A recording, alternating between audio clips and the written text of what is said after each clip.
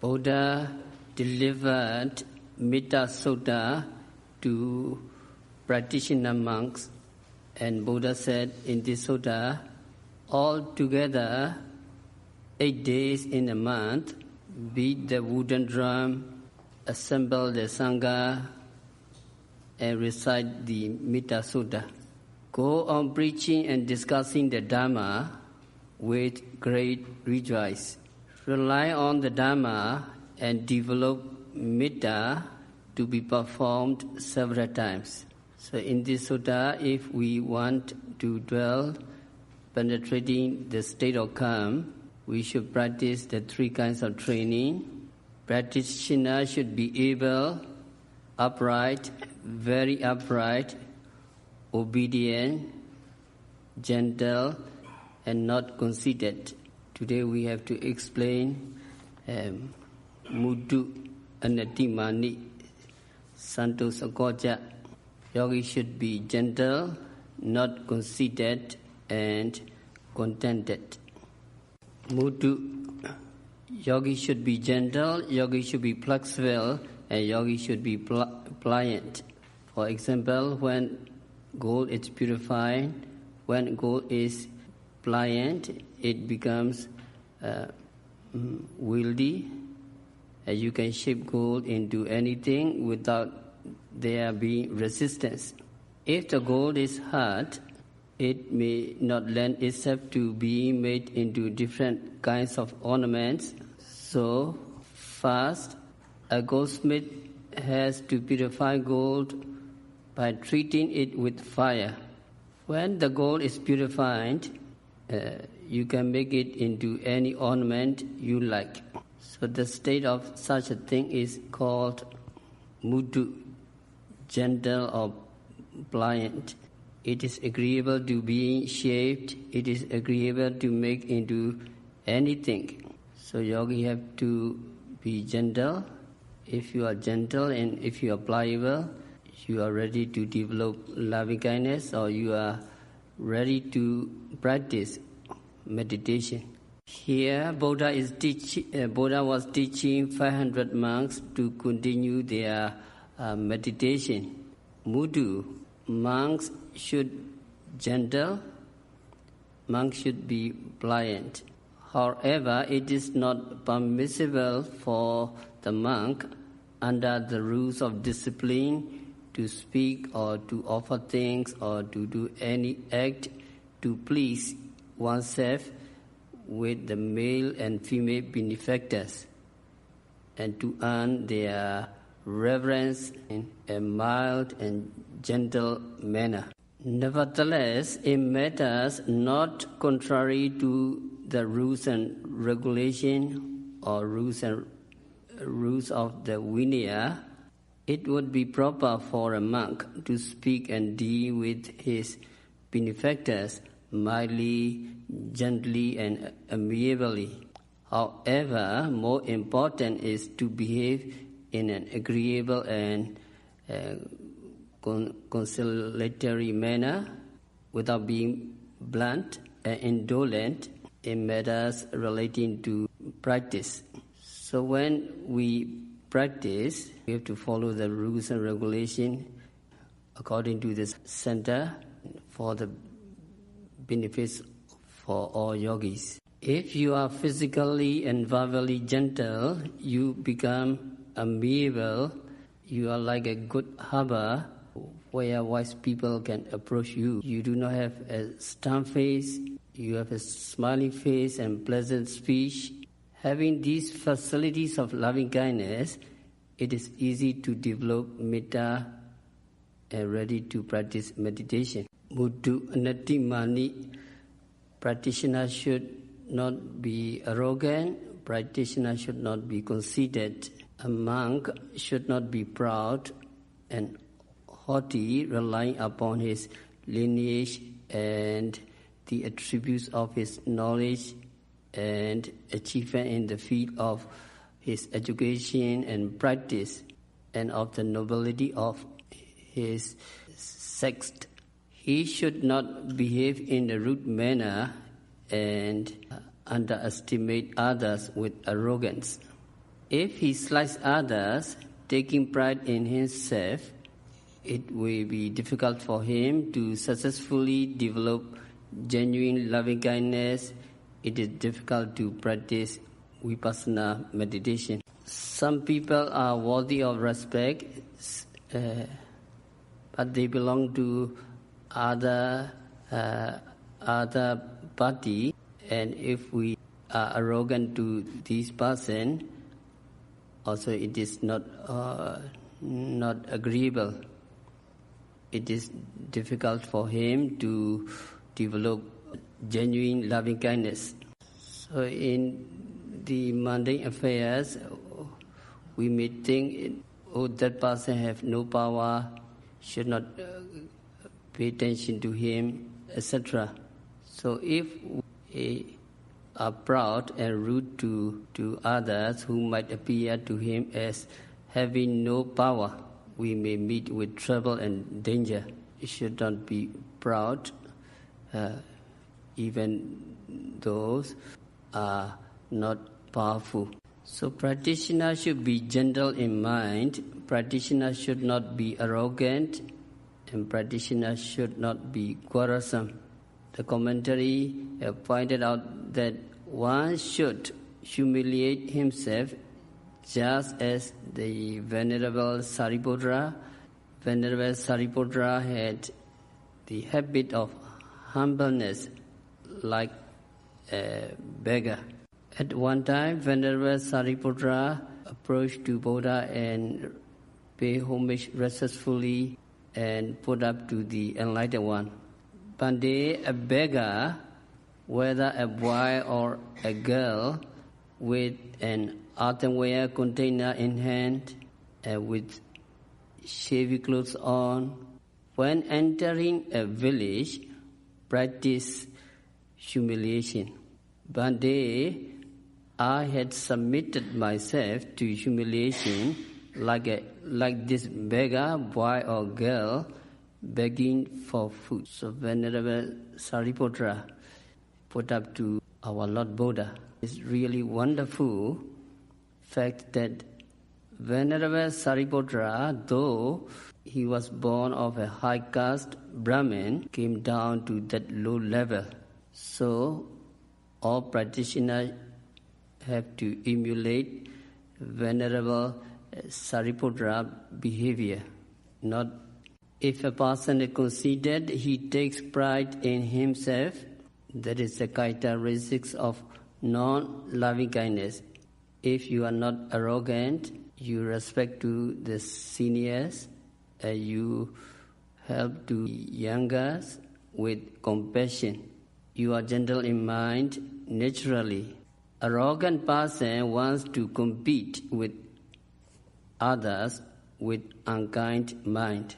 Even though he practices Dharma, he practices meditation, he wants to compete and get attention from others. So during our practice, even subtle conceit can be obstacle of the Dharma.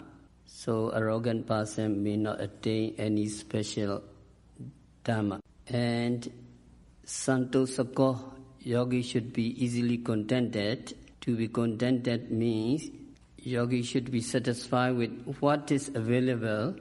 Yogi should be satisfied with what can be obtained within one's own ability. Yogi should be satisfied with what is suitable or proper.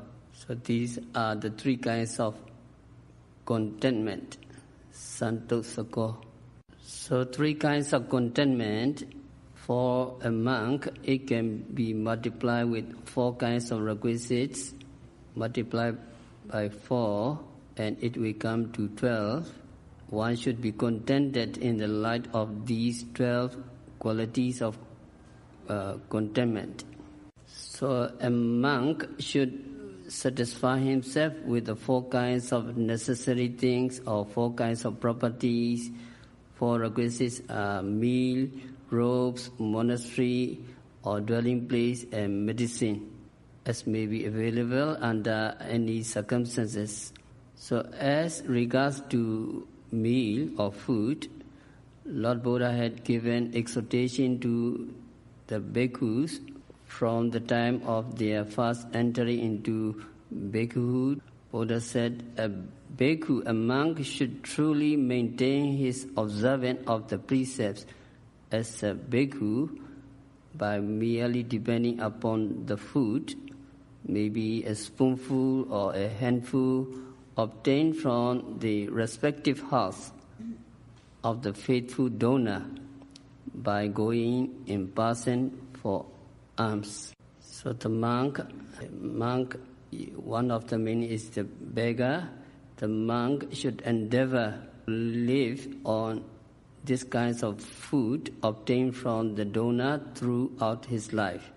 And the significant point is that the monk should go rounds for alms and lead a holy life, and he should not give trouble to others. He should not cause any other person to become burdensome for him. It will be a very heavy responsibility on the part of a benefactor or a donor if he or she were to cook meals and serve the monk every day. It is difficult. So nobody will have any trouble if the monk can obtain food by going round for alms to the houses from where he can receive food, and others as may be offered by the benefactors. So it is for the monk to be contented with whatever is available.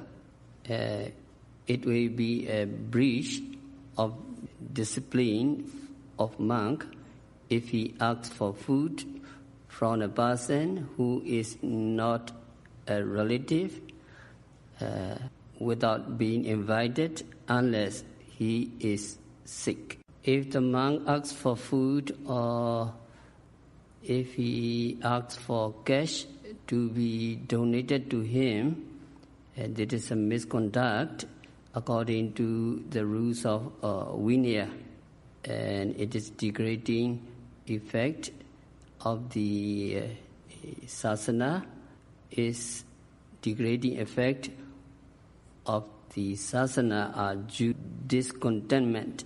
It will be of advantage to a monk if he is contented, be free from fault, and this will be the interest of the sasana if the monk is contented. All good and noble monks or noble practitioners should be contented with whatever is available for their daily consumption of food. So it is very important to be contented for a monk. It is necessary to be contented for the yogi during the practice of meditation. So let us see how we have to be contented in the practice from the point of view of Paticca Samuppada. So in the Paticca Samuppada, the relationship between Vedana and Tanha, feeling and craving, Vedana Picca Tanha, the link, does the link Vedana Picca Tanha mean that we just crave for any kinds of feeling? The commentary says there is only one relation, that is relation of decisive support.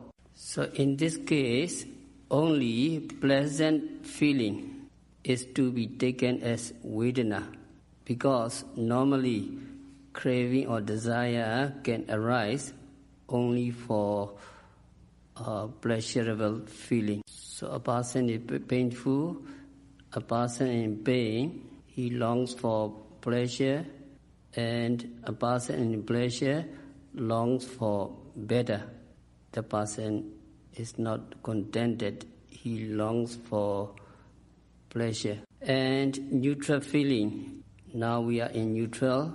Since neutral is peaceful, it is included in pleasure. A yogi who is experiencing neutral feeling also longs for more and better.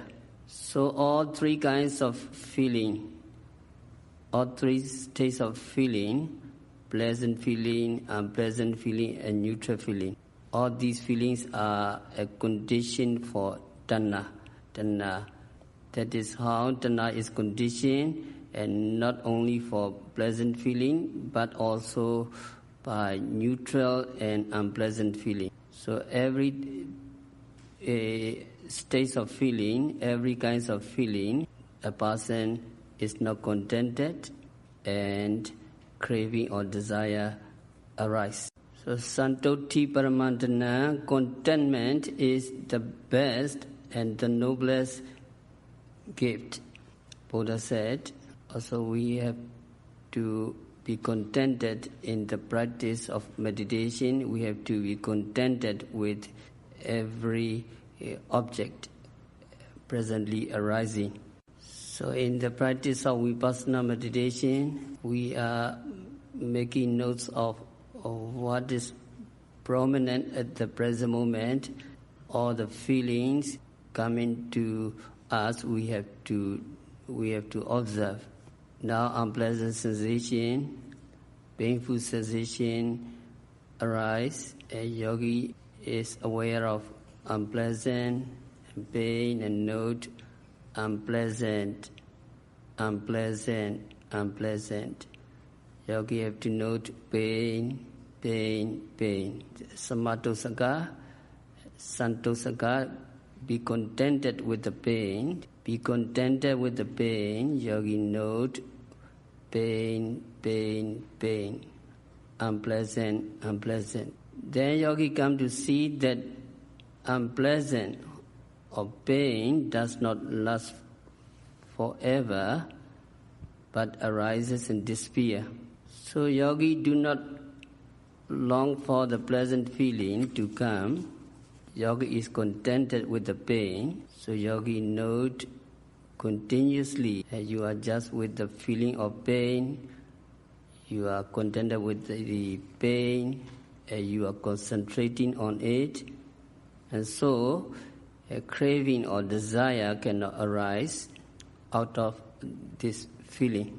Yogi try to stay with the present object. Yogi try to be contented with present object, but the present object is pain. But yogi must have perseverance and patience to stay with the pain, or yogi must be contented according to this sutta. So when yogi are feeling good and thus have pleasant feeling, yogi must also note this feeling, pleasant feeling. Pleasant feeling, yogi must note. A yogi understand that it also arises and disappears. Pleasant feeling, you note it and it disappears. A yogi see the true nature of the feeling, that it arises and disappears. Then yogi will not be attached to the pleasant feeling, because yogi is contented with the pleasant feeling, note continuously, and it disappears. Therefore, yogi will not have craving when you have pleasant or unpleasant feeling. That means you are contented with all the feeling and patiently note it and stay with the present object, and the object arises and disappears. So we have to stop our discourse for today. We will continue Santosaka. Yogi should be contented tomorrow. Before this, we have to recite the Metta Sutta, the second stanza. Please open your book, page 53, second stanza, Santosaka Ja. Metta Sutta, second stanza, Santosaka Ja. Follow my recitation, and then we have to recite together from the introduction. Follow me. Santosaka Ja Subaro Ja. Santosaka Ja Subaro Ja. Apakecho Ja Sanlahuka Vodi. Apakecho Ja Salahuka Vudi. Santendriyo Ja Nipako Ja. Santindriyo cha nipako cha. Apaga bokule swa nanu gaito.